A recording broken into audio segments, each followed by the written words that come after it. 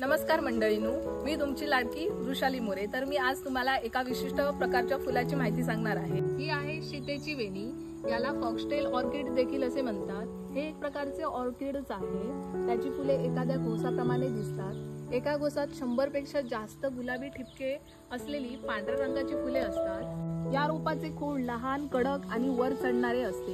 त्यावर साधारण 12 वळलेली मांसल खोलवर चिकटलेली पिवळसर आणि अक्षीय पाने असतात आणि त्यावर 60 सेमी म्हणजे 24 इंच लांबीचे गच्च फुले असलेले दंडगोलाकार घोस येतात। वसंत ऋतूच्या सुरुवातीला आसाममध्ये बिहू म्हणून सण साजरा केला जातो। तेव्हा नृत्य करताना स्त्रिया ही फुलं त्यांच्या केसात माळतात।